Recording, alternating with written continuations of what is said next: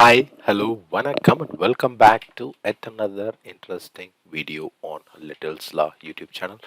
So today in this video, we are going to see how to build an infrastructure using Terraform code, and in fact, we are going to see at least some 10 to 20 hands-on labs. So this will definitely help you if in case you are working on your Terraform certification, because this will give you lots and lots of knowledge on how to use the Terraform. And also if you are using if you are someone who is working on Azure DevOps, or if you are working on someone like Azure platform, or if you want to move your career to Azure DevOps or platform engineering in Azure or in any other environments or any other cloud, this videos and this set of videos will definitely help you to learn more and to have a better understanding. So in case if you haven't subscribed to our video channel, please do subscribe to our channel for more informative and interesting videos, and like, share the videos with your friends. So before we move on to this video, or like what we're going to do, let me just give a quick introduction on this Terraform and how does it help with the infrastructure. So Terraform is an infrastructure as code, which we normally call as IAC, and Terraform is a part of the HashiCorp Corporation. So this helps us to use declarative configuration files to provision and manage the infrastructure resources across multiple cloud providers, and this offers multi-cloud support, dependency management, and a plan and apply workflow for infrastructure changes. I will just show you during this video like how does the apply and the plan and apply works. And with Terraform, we users can define infrastructure configurations, we can track the state, and we can automate the provisioning and promoting the consistency and scalability while reducing the manual effort. So when it comes to automating the provisioning, we can create or we can automate the process of maintaining and the creation of the infrastructures, and also we can even do the scalability by scaling out or scaling in. So all these are possible through this Terraform. So now we will see what are we going to do with this Terraform, and in this example. So firstly, I have the Visual Studio Code, the web version of Visual Studio Code, and I'm going to create a new file.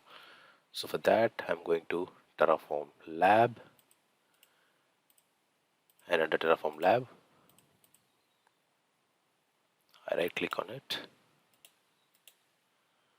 Okay, I can just create a new file here, and this file is going to be main.tf. So the Terraform files end with .tf extension, and yep, so I have created a Terraform file inside the Terraform Lab folder, and now I will create the code. So first I'll write the code and then I'll explain you what does this code do.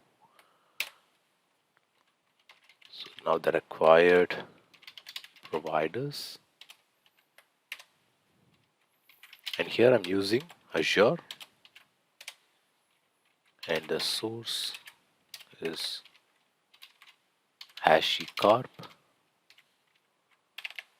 slash Azure RM, and then the version is going to be, so in this case I'm going to use 2.40.0. So what does this particular code do for this infrastructure or this Terraform thing? So this section specifies the Terraform configuration block where we define the required provider for infrastructure. So in this case, you are specifying that your Terraform configuration requires the Azure provider. So here if you see, we are configuring the Azure provider. So the required providers block specifies the provider name, its source. So in this case, we are going to use the HashiCorp Azure RM, and the required version is 2.40.0. So that's the first part. So in the first part, we are defining the provider. So in case if we are using another provider like GCP or Amazon, so those will be configured here. But in this scenario, as I told you already, so we are going to create using Azure. So I have given Azure as my required provider. So now let's move on to the second part of the code. So the next part here is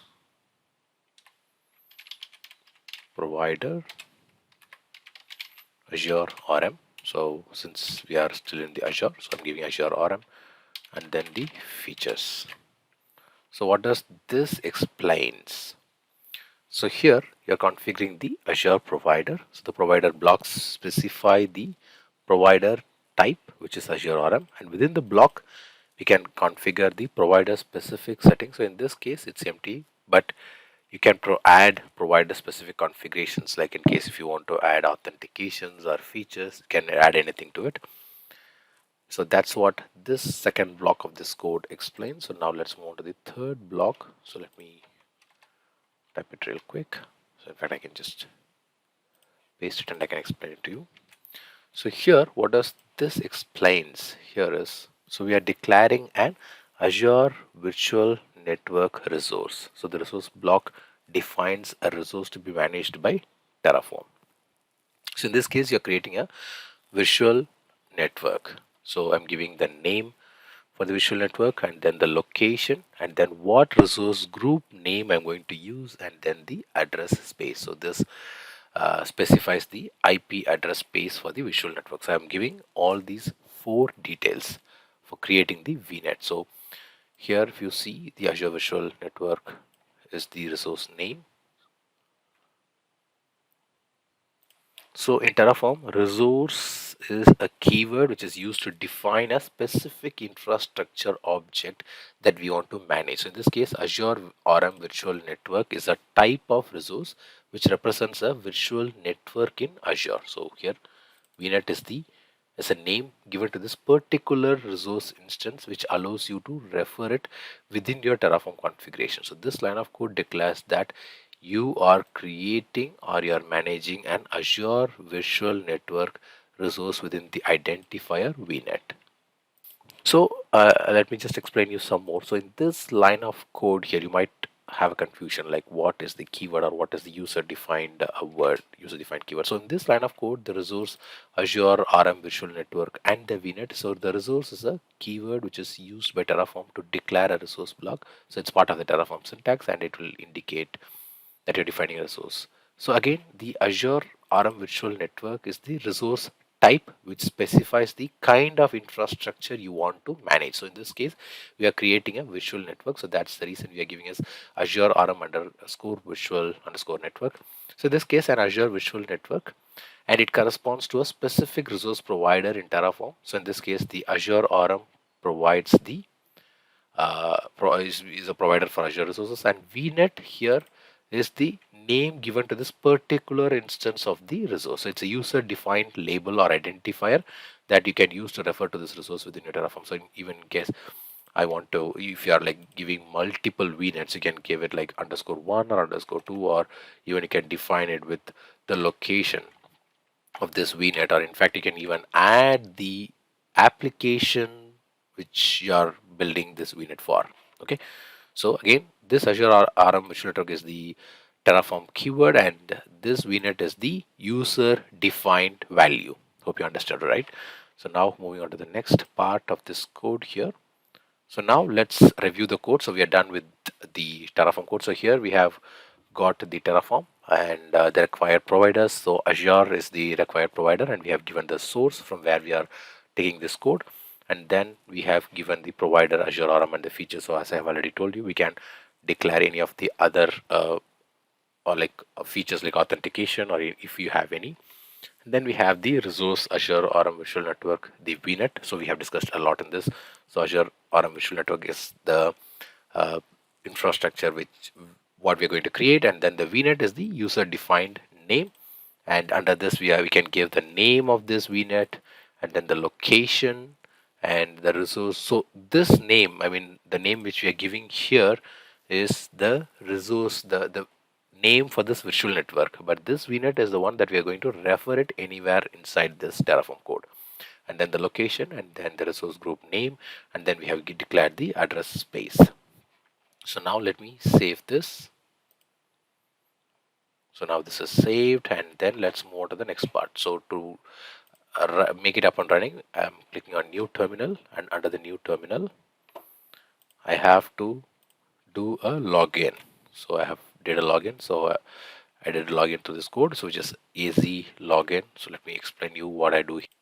So here the AZ login is an Azure CLI command line tool which is used to log in, and then the -u and along with the username and password which is like will help you to log into the application through the command line interface. So when you run this command in your terminal or command prompt and provide the correct username, email and password, it will initiate the authentication process with Azure, and once it is successful you will be logged into your Azure account and you can start executing the Azure CLI commands to manage your resources. So let me click enter, and then let's move on to the next step.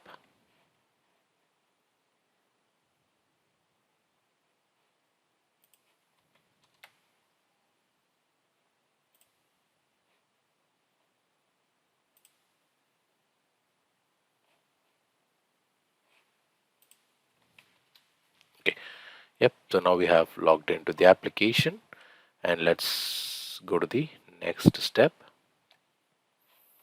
So the next one is I'm going to cd into the Terraform lab. So on the top, if you see, so we're going to cd into this folder, and now I have cd, which is I have changed the directory, and let me do a ls and see whether I have the file. Yes, we have the file now. So we have three parts in Terraform. So the first part is Terraform init, which is to initiate the Terraform, and then we have to do a plan, and then the apply. Apply is the last part. So first thing is Terraform init. So this will initiate the Terraform. So this will initiate the directory for Terraform. Okay, I think there is a mistake. Okay, it's the first line. So Terraform, and let me do a save, and let me do an init again. Yep, so now the initiate is started. So we have successfully initiated the Terraform with the source whatever we gave and everything. So the Terraform has successfully initialized, and now, as I told you, the second part, which is the Terraform plan.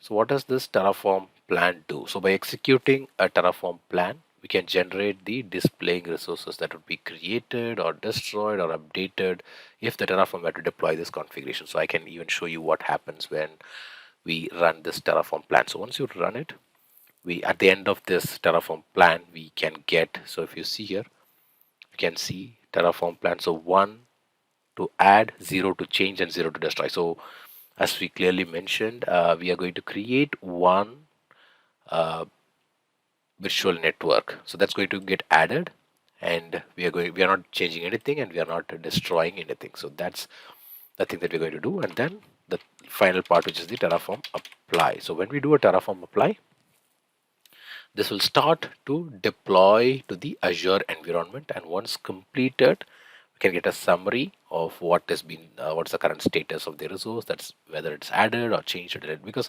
in fact, we have already seen that in the plan, but still, if you see here, it has again come up with the same set of values. So when I click, if I give S, the infrastructure will be deployed, whatever we have given. So in this case, we are adding one infrastructure, which is the Azure RM virtual network, to this. So yeah, if you can see here, the Azure RM virtual network .vnet is getting created,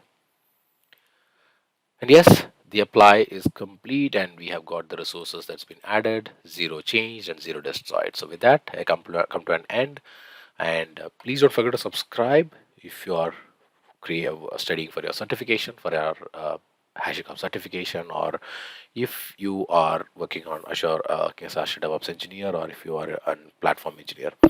So until I meet you in our next video, it's bye bye from Vasan Shanmugam and Little's Law.